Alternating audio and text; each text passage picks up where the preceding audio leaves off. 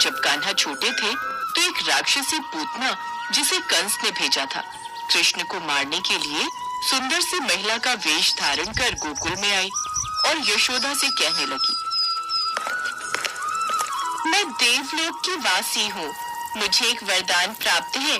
जो भी शिशु मेरा स्तनपान करेगा वो अमर और शक्तिशाली हो जाएगा।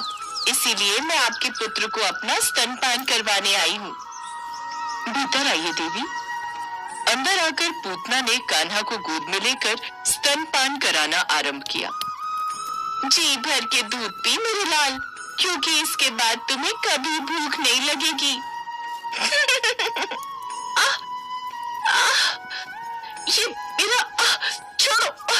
ये तुम क्या कर रहे हो? विष भरा दूध पिला रही प्रभु को बालक जान, दूध पान में पी लिए प्रभु ने उसके प्राण। छोड़ो छोड़ो मुझे। कुछ ही पल में वो एक भयंकर राक्षसी बन गई और दर्द के मारे जोर जोर से चिल्लाने लगी। लेकिन बाल कृष्ण ने उन्हें तब तक नहीं छोड़ा जब तक उसकी मृत्यु नहीं हो गई। मेरे लाल ठीक है ना तू, मेरा लल्ला? कान्हा एकदम सुरक्षित थे। ऐसे ही समय बीता। कान्हा को माखन इतना पसंद था कि वो अपने दोस्तों के साथ लोगों के घरों में जाकर माखन चुरा कर खाते। वो रहा माखन, चलो दोस्तों टूट पड़ो। कान्हा और उनके दोस्त गोकुल के हर घर से माखन चुराया करते थे। दूध नहीं जो छेद से नीचे आ जाएगा। कान्हा अब तुम ही कोई उपाय बताओ। फिर कान्हा को एक तरकीब सूझी और उन्होंने सब ग्वालों की टोली बनाकर एक के ऊपर एक चढ़ने को कहा और आखिर में उन सब के ऊपर चढ़कर कान्हा ने मटकी नीचे उतारी।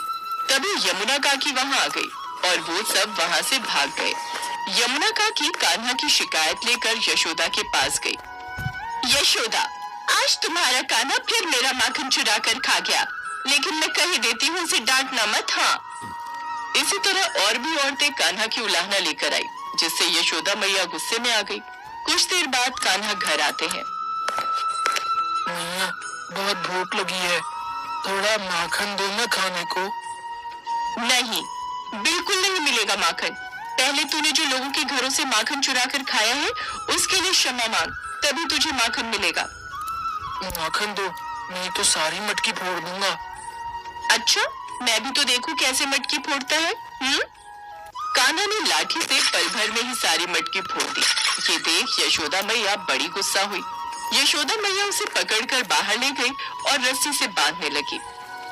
आज सारा दिन इस एक ओखल से बांध कर रखूंगी तुझे, फिर देखती हूँ तू कैसे माखन चुराता है।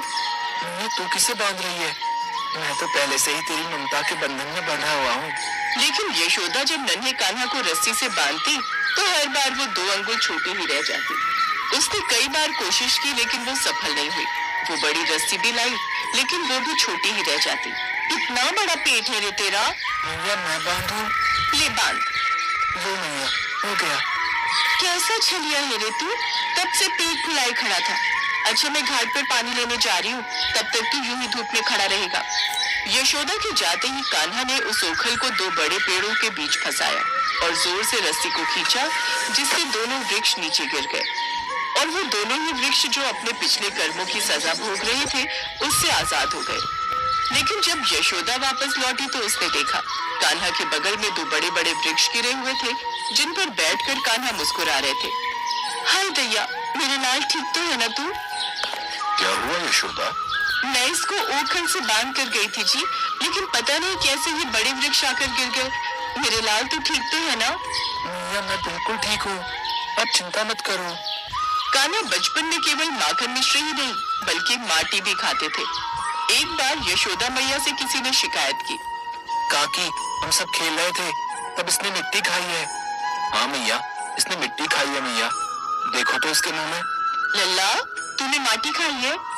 नहीं मैया, मैं क्यों मिट्टी खाऊंगा? मिट्टी तो गंदी होती है ना, ये सब झूठ बोल रहे हैं। मुंह खोल लल्ला। जैसे ही कान्हा ने अपना मुख खोला, मैया यशोदा को पूरे ब्रह्मांड के दर्शन हो गए। कान्हा के छोटे से मुख में अंतरिक्ष, दिशाएं, द्वीप, पर्वत, समुद्र समेत पूरा ब्रह्मांड नजर आ रहा था।